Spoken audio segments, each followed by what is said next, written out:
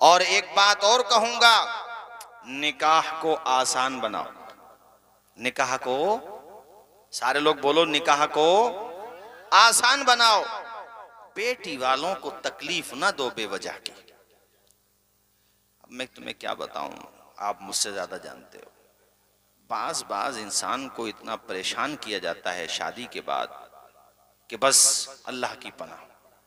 और अभी हालांकि झूठे केसेस भी होते हैं, झूठे भी होते हैं फर्जी, मगर मैं आपको सच्चा केस बताऊं। बिजनौर के पास, आइए भाई मोहन साहब, आइए तशरीफ लाइए। बिजनौर के पास हमारे एक आलिम साहब मिलने वाले, खुदा की कसम मैं आपको बिल्कुल सच्ची बात बता रहा हूं, उनकी बेटी को इतना टॉर्चर किया गया, इतना टॉर्चर किया गया, इतना परेशान किया गया। अब बताओ, बाप जो है, जब उसने अपने जिगर का टुकड़ा ही दे दिया तो वो मालियत देने में क्या कमी करेगा? मुझे आप ये समझा दीजिए, कहां पे वो चूक करेगा? यार वो अपने आप नहीं खाता, वो ही सोचता हमारी बेटियां खुश रहें। बहरहाल वो, मुझे तो ऐसा लगता है कि कब्जे से ज्यादा देता है, जितनी उसकी कैपेसिटी है उससे ज्यादा अपनी बेटियों को देता है वो। तो मैं जिनकी बात बता रहा हूं, उनसे जितना बन पड़ सकता था, जितना बन पड़ा उन्होंने दिया, मगर उसके बावजूद भी इतना टॉर्चर किया गया कि फाइनली उनकी बच्ची फौत हो जाती है। हाँ, उनकी बच्ची फौत हो गई। वो, हम तो प्रोग्राम में गए तो मुझे बहुत तकलीफ हुई कि यार ये मुसलमान कहलाने वाला मुआशरा ये कैसा संगदिल हो गया, कितना पत्थर दिल हो गया। अरे अल्लाह के बंदो, एक हदीस में तो हुजूर ने यहां तक फरमाया है कि निकाह करो, इससे तुम्हारी रोजी बढ़ेगी। ये मैंने ज्यादा पहले नहीं पढ़ी है हदीस, एक साल ही हुआ होगा पढ़े हुए इस हदीस को। या अल्लाह, निकाह करने से रोजी कैसे बढ़ेगी जबकि खर्चा बढ़ गया? और हुजूर कह रहे हैं रोजी बढ़ेगी। भाई खर्चा बढ़ा है ना, रोजी तो नहीं बढ़ी है जाहिर में। और हुजूर की हदीस है कि रोजी बढ़ती है निकाह करने से, तो रोजी कैसे बढ़ती है? भाई रोजी ऐसे बढ़ती है कि अब तक तेरे साथ तेरी किस्मत का सितारा था, तू तन्हा था, अब दुल्हन आई है, अपनी किस्मत का सितारा भी तो साथ में लाई है। दर्जनों मिसालें होंगी तुम्हारे गांव सदीरनपुर में भी, तुम्हारे रिश्तेदारों में भी, कि शादी से पहले काम बढ़िया नहीं चल रहा था, मगर शादी कर ली तो दुकान बढ़िया चल गई। हमारे मौलाना इरफान को अल्हम्दुलिल्लाह। हाँ भाई, कितने लोग हैं कि शादी हो गई तो अल्लाह के करम से रोजी में भी बरकत हो गई। अरे वो बेटी आई है तो अपना नसीब लेकर आई है ना, वो अपने हिस्से का रिस्क लेकर के आई है। तुम ये न सोचो तुम उसे खिला रहे हो तो कोई बोझ कर रहे हो। अरे तुम्हें तो बीवी को खिलाने का, अपने बच्चों को खिलाने का भी इस्लाम ने वो रुतबा दिया है। अल्लाह के पैगंबर फरमाते हैं, हलाल लुक्मा अपने बीवी बच्चों को खिलाओ, हर लुक्मे पे अल्लाह ताला सदक़े का सवाब अता फरमाता है। हर लुक्मे पे अल्लाह ताला सदक़े का सवाब अता फरमाता है। आप सवाब लीजिए, अल्लाह ताला आपको सवाब अता फरमाएगा। बच्चों पर खर्च करने के हवाले से कंजूसी का मुजाहिरा ना करो, इसे बोझ ना समझो। वो आई है, किसके सहारे पे आई है। मगर यहाँ मैं दुल्हनों से भी एक बात कहूंगा, बीवियों से भी एक बात कहूंगा, ऐ मेरी बहनों बेटियों, जब दुल्हन बन के अपने ससुराल जाओ तो शौहरों का दिल जीतना तो कोई बात नहीं। बहुत गहरा जुमला कहने वाला हूं, कौम की बेटियों तक ये बात जाए, वीडियोस के जरिए, आप बैठे आपके जरिए, जिसके जरिए भी जाए, बहरहाल ये पैगाम मेरी बहन बेटियों तक पहुंचे। ऐ मेरी बहन बेटियों, अपने ससुराल तुम गई हो, अपने शौहर का दिल जीतना ही कमाल नहीं है, बात तो ये है कि अपने शौहर के माँ बाप का भी दिल जीतो। तुम्हारे शौहर के माँ बाप तुम्हारी मिसाल दें। और अब ये बात मैं कहूंगा शौहर के माँ बाप से कि जिस तरह तुम अपनी बेटी को प्यार देते हो, अपनी बेटी पे शफकत के दरिया बहाते हो, अपनी बेटी की कोई कमी भी हो तो उसे छिपाते हो, इसी तरह से तुम्हारे बेटे की जो बीवी है, गोया कि वो तुम्हारी बेटी के कायम मकाम है। उसे तकलीफ ना दो, उसे टॉर्चर ना करो, उसकी कोई कमी है तो चौक चौराहों पे न लाओ, उसे बैठकों तक न ले जाओ। घर की लड़ाई जब बाहर तक जाती है तो वो बुझती कम है, पूरे घर को जला ज्यादा देती है। होता ये है, अपने घर के मैटर को खुद हल करने की कोशिश करो। ऐ मेरे भाइयों, बेटियों को इज्जत देना सीखो। आज किसी पे 5 बेटियां हैं, 4 बेटियां हैं या मुताद्दिद बेटियां हैं, उनसे पूछो वो किस तरह से रातों को तारे गिन गिन करके अपनी रात गुजार रहे हैं। हम लोगों ने ऐसे हालात पैदा कर दिए कि जो खाते पीते लोग हैं उन्हें शादी करना भारी पड़ रहा है, तो बेचारे जो कमजोर लोग हैं उन्हें साथ लेकर के कौन चलेगा भाई। ये बैठे हुए हमारे उलमा, हजरत मुआफ़ फुरकान साहब क़िबला तशरीफ़ फरमाए, राजस्थान काफ़ी जाते हैं, और हमारे दीगर उलमाए ज़वील एहतराम। राजस्थान में कई जगहों पर मैंने देखा, अच्छा गुजरात में भी है हमारे ये गुजरात में बच्चे काम करते हैं, इनसे पूछ लीजिए आप, उन लोगों ने कितना अच्छा सिस्टम बनाया है शादी का। इतना तो हम कर ही सकते हैं जो अब मैं कहने जा रहा हूँ। सब चीज़ों पे तो जाहिर सी बात है अमल नहीं हो सकता, मगर ये हो सकता है अगर हम लोग सर जोड़ के बैठे, हर गांव के जिम्मेदार, हर पार्टी के सब बड़े बड़े लोग बैठे। पार्टी बंदी का मतलब ये नहीं होता कि अब हम किसी टॉपिक पे एक जगह बैठ के बात ही नहीं कर सकते, ये हमारी बहुत बड़ी कमी है। क्या बीजेपी, कांग्रेस या सपा बसपा, इनके बड़े लोग एक जगह बैठ के जब जरूरत पड़ती है तो बात नहीं करते, बैठ जाते हैं, दुश्मनी होती है फिर भी बैठ जाते हैं।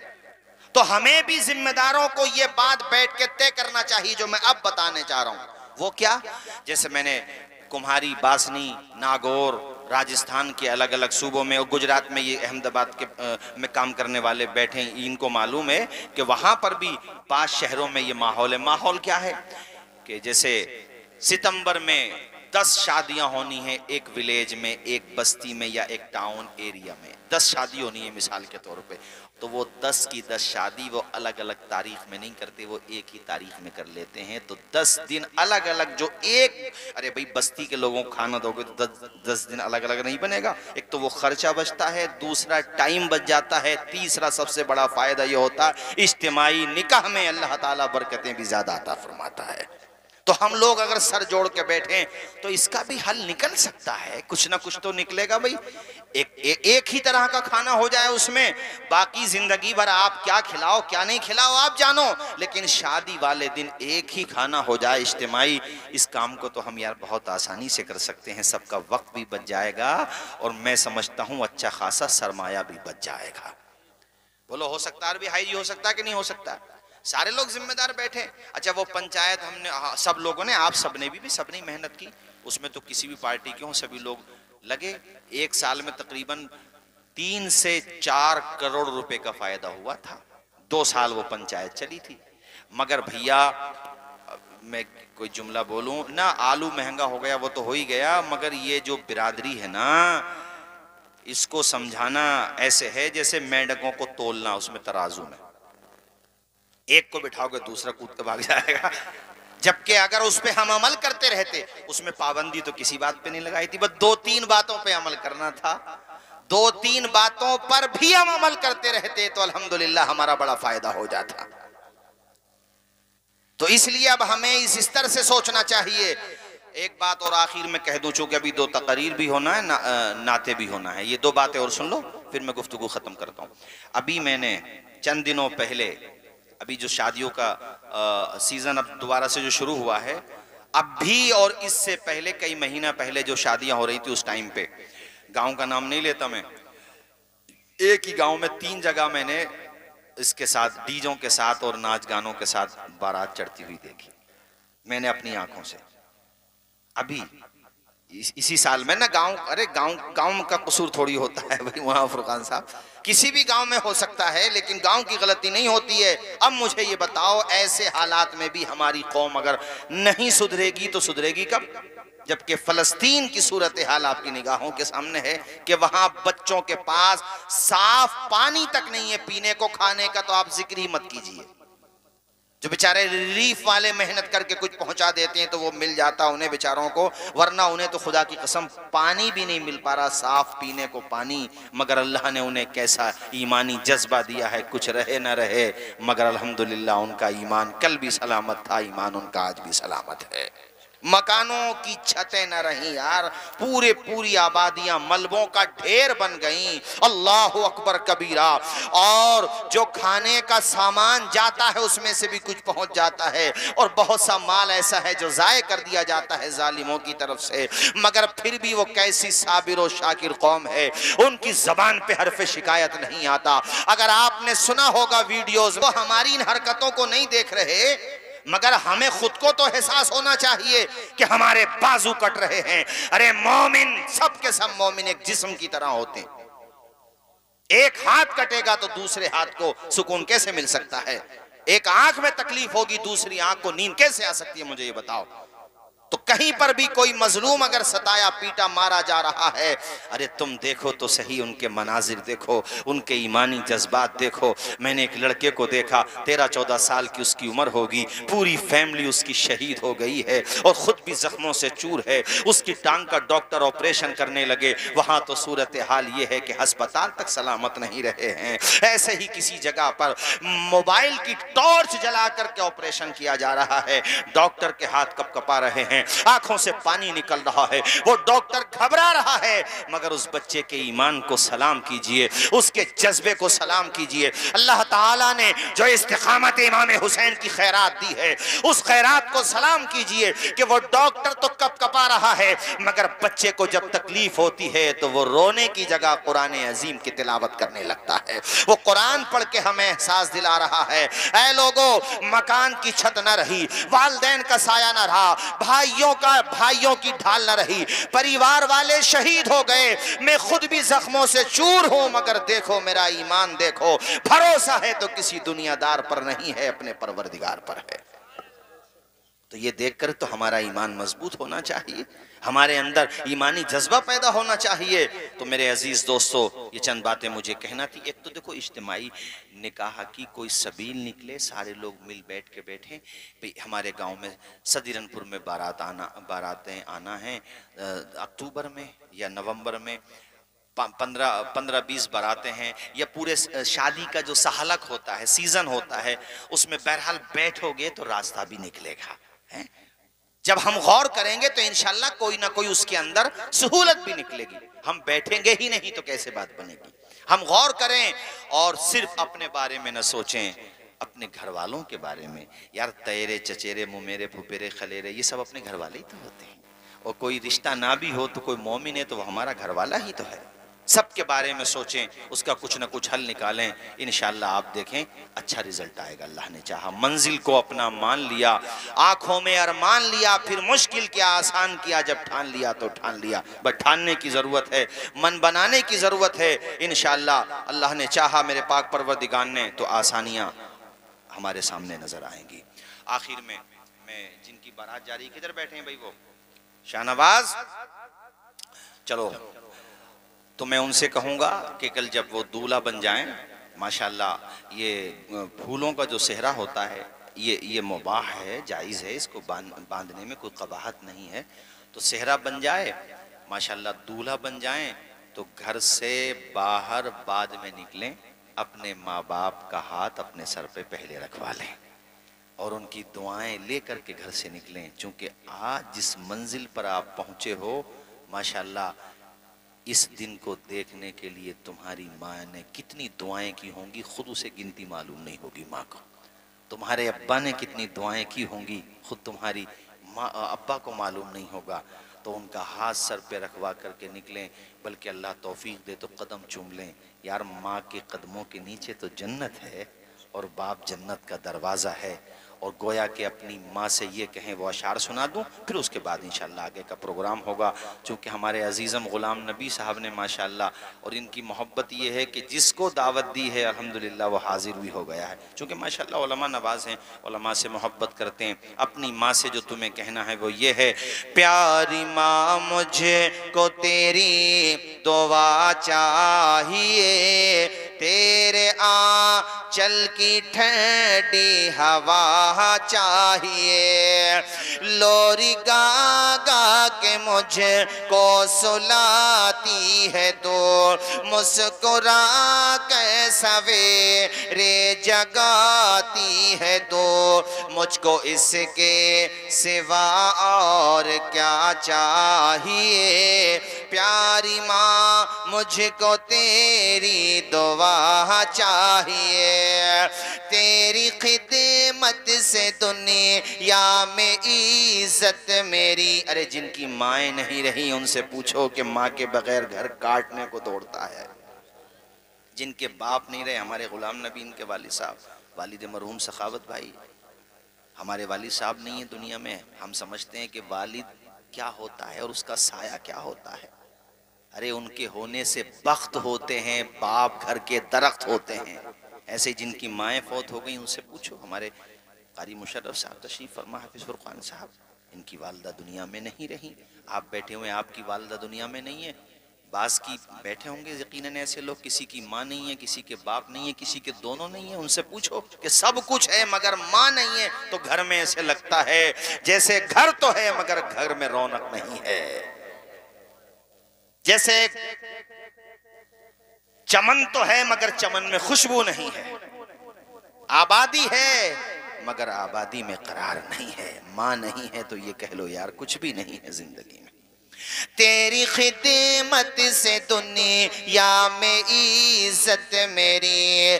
तेरे कदमों के नीचे है जन्नत मेरी। सर पे साया तेरा उम्र भर चाहिए। प्यारी माँ मुझको तेरी दुआ चाहिए। तेरी ममता के साए में फूलों फलों थाम के तेरी उंगली में बढ़ता चलो। तेरी ममता के साए में फूलों फलों थाम के तेरी उंगली में बढ़ता चलो। बस तेरे प्यार का आसरा चाहिए। प्यारी माँ मुझको तेरी दुआ। और अपने माँ बाप की दुआ लेकर के घर से निकलें। और अगर जैसे किसी की बारात जा रही है, वालदा नहीं है भाई या बाप नहीं है या दोनों नहीं है, तो गांव से फिर बाद में बाहर निकलो, पहले उनकी कब्र पे जाके फातिहा पढ़ लो। भाई दूल्हा बन गए तो ये नहीं है कि अपने माँ बाप की कब्र कोई भूल गए, पहले वहां जाके फातिहा पढ़ो, फिर जहां बारात जा रही वहां जाओ। अल्लाह ताला अपने करम से आज की इस मुबारक महफिल को कबूल फरमाए और कल होने वाले निकाह में मालिक खूब बरकतें अता फरमाए। जो ज़ौजैन कल बनने वाले हैं, यानी जो निकाह का रिश्ता कायम होने वाला है, मालिक उसमें उस मोहब्बत की खैरात अता फरमाए जो मोहब्बत आदम और हव्वा को अता फरमाई, जो मोहब्बत हज़रत इब्राहीम खलीलुल्लाह हज़रत हाजरा और सारा को अता फरमाई, जो मोहब्बत अल्लाह ताला ने अपने फजल करम से हमारे प्यारे नबी और जुमला अज़वाज मुतहरात को अता फरमाई। अल्लाह ताला उस मोहब्बत की समंदर के चंद छींटे अता फरमा दे जो मोहब्बत अल्लाह ताला ने हज़रत मौला अली शेर खुदा और हज़रत खातून जन्नत फातिमा ज़हरा के दरमियान अता फरमाई। चूँकि ये रस्म निकाह के हवाले से प्रोग्राम है, तो मैं अर्ज़ करूँ कि दुनिया में हम और आप जब खूनी रिश्तों के हवाले से सबसे अहम रिश्ता तलाश करते हैं तो जाहिर है सबसे पहला रिश्ता माँ का है, उसके बाद बाप का है, बाकी रिश्ते बाद में आते हैं। लेकिन आपको हैरत होगी कि माँ बाप का रिश्ता भी इंसानों में बाद में कायम हुआ है। भाई भाई का रिश्ता कि एक भाई अपने भाई के लिए जान देने का जज्बा ही नहीं रखता, जान दे भी देता है अपने भाई के लिए, इतनी मोहब्बत भाई से करता है। बहन से, ताया चाचा, जब मैंने माँ बाप ही कह दिया तो बाकी रिश्तों की मिसाल देने की जरूरत नहीं है। ये सारे रिश्ते बाद में कायम हुए हैं। सबसे पहला जो रिश्ता इंसानों के दरमियान कायम हुआ है उस रिश्ते का नाम ही निकाह है, जिसके हवाले से आज हम और आप यहां जमा हुए। और सारे रिश्ते कायम हुए हैं जमीन पर। हाँ, सब जमीन पर कायम हुए। ये सोचने वाली बात है। आप गहराई में जाकर के सोचिए कि सारे रिश्ते जमीन पर कायम हुए हैं। एक रिश्ता वाहिद निकाह का रिश्ता है। इससे इस रिश्ते की अहमियत का अंदाजा होता है कि ये रिश्ता जमीन पर कायम नहीं हुआ बल्कि जन्नत में कायम हुआ है।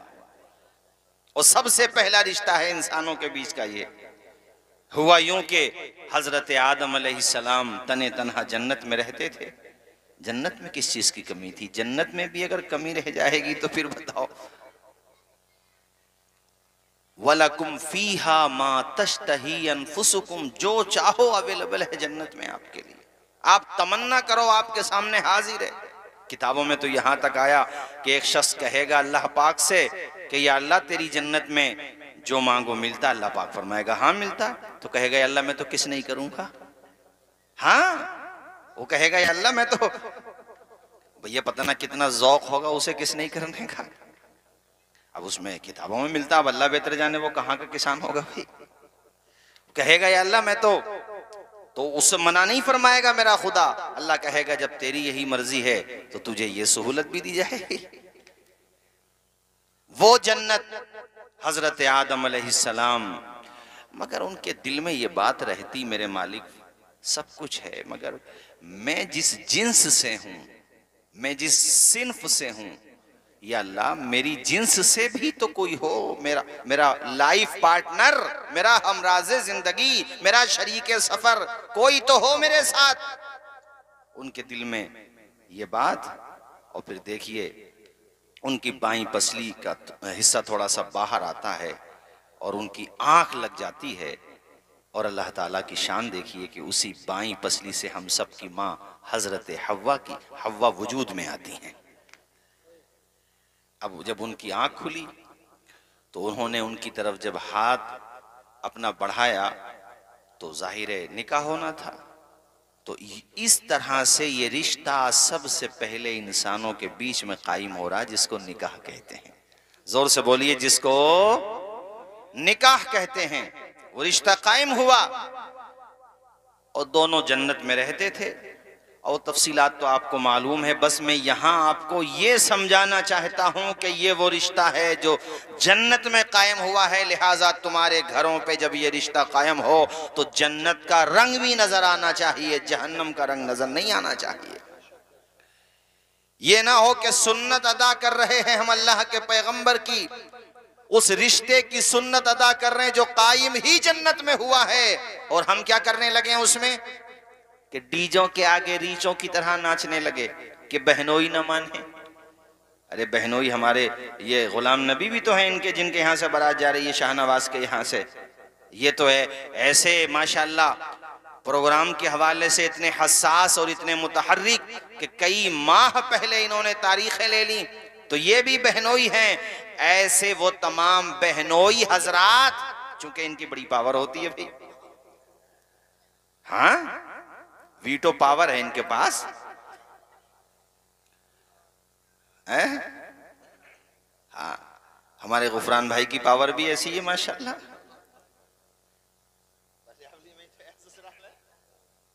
हाँ माशाल्लाह। हाँ हाँ हाँ, तो गुफरान भाई के तो दोनों हाथ में लड्डू हैं माशाल्लाह। और हमारे कारी मुशर्रफ साहब की पावर भी देख ली। इधर चले गए। अच्छा माशाल्लाह, शहबाजपुरे में माशाल्लाह। तो भाई बड़ी पावर होती है। हमारे हाजी जी बैठे हुए हैं माशाल्लाह, हैं हमारे पड़ोस में है इनका मामला। और भाई वकील साहब तो खैर हमारे रिश्तेदारों में हो गए, सभी रिश्तेदार हैं खैर अल्हम्दुलिल्लाह। तो इस रिश्ते की अहमियत को इस तरह समझो जैसे हमारे अजीजम गुलाम नबी ने समझा। आप कितने आए नहीं आए इसे छोड़ो, आप जो आगे बहुत आगे, नहीं भी आते तब भी कोई बात न थी। अरे जहां रसूलुल्लाह का जिक्र होगा वहां जब आसमान से फरिश्ते आ जाएंगे तो किसी के आने पे ना आने पे क्या असर पड़ता है ये बताओ मुझे। मैंने माना कि दूसरा प्रोग्राम होता तो उसमें मजमा बहुत ज्यादा हो सकता था। मैं समझ रहा हूं इस बात को, पब्लिक भी बहुत ज्यादा हो सकती थी, भीड़ भी बहुत ज्यादा हो सकती थी, मगर रहमतों की ये बरसात न मिलती जो आज यहाँ पे बरस रही है, मोहब्बतों का ये सुकून न मिलता जो आज यहाँ मिल रहा है। ऐ लोगों, इस बात को जहन में बिठा लो कि हमारी रिश्तेदारी में, हमारे घर पे, हमारे ताया चचा के घर पे, हमारे आइज़ा अक़रबा के घर पे, किसी के घर पे भी जब रस्म निकाह कायम हो तो हम बेहुदा काम में न शरीक हो और न बेहुदा काम होने दें। बल्कि वकील साहब, मैं आपको सच्ची बात बताऊं, आप लोगों की उम्र तो खैर मुझसे ज्यादा है। मैंने कई हजरात, मैं सबको तो नहीं कहता भाई, सबका मुझे पता भी नहीं है, मैंने कई हजरात के मामलात देख लिए कि शादी के मौके पे उन्होंने बेहूदगियां नहीं छोड़ी, बदतमीजियां नहीं छोड़ी, और पूरी पूरी रात ना सोए ना सोने दिया। इतनी तेज आवाज से डीजों के आगे नाचे कि अल्लाह की पनाह, पंसुखा के हैं, अपने एक मिलने वाले हैं, रिश्तेदारों ही में हैं, उन्होंने खुदा की कसम मुझे ये बात बताई जो मैं आपको बता रहा हूँ कि बारात गई थी अपने किसी गांव से, बता रहे थे वो, अमरोहा तूफान, और इस तरह का एक वाकया सुवार का भी वो हमने अखबार में पढ़ा था, मगर ये उन्होंने खुद बताया, वो चश्मदीद गवाह हैं, इसलिए मैंने उनका बताया हुआ वाकया मैं आपको सुना रहा हूँ। पूरी रात उन्होंने तूफाने बदतमीजी की, औरतों ने भी बेहयाई की इंतहा कर दी, बेपर्दगी की इंतहा कर दी, बल्कि बताइए कौम मुस्लिम की बेटियां नाच रही थी डीजों के आगे, और कितनी औबाश निगाहों का वो शिकार हो रही थी। अल्लाह की पनाह, दिन में बारात गई, खैर किसी ने नमाज भी नहीं पढ़ी। बारात जब गई तो उसमें से गाड़ी के गिलास ओपन करके, यानी उसके शीशे खोल करके जिस्म का जितना हिस्सा निकल सकता था उतना हिस्सा निकाल करके वो नाचते हुए नौजवान लड़के जा रहे थे। उन्होंने बताया, हजरत मैं चश्मदीद गवाह हूँ उस बारात का कि वापसी में उस गाड़ी का जिसमें दूल्हा बैठा हुआ था, ऐसा भयंकर एक्सीडेंट हुआ कि उस दूल्हा का भेजा पोलोथीन में भर के लाना पड़ा था। मौत आ जाती है जहां घर नहीं होता, बहुतों को तो कफन तक भी मयसर नहीं होता। अल्लाह ताला अगर तुम्हें खुशी दे, अल्लाह ताला तुम्हें अगर मोहलत दे, अल्लाह ताला अगर तुम्हें मुस्कुराने का मौका दे तो उसे भी इबादत बनाने की। उदासी अगर तेरे दिल पे होता, री उदासी अगर नात सल्ले अला गुनगुना लीजिए, नात सल्ले अला गुनगुना लीजिए, जोर से बोल दीजिए और बुलंद आवाज से।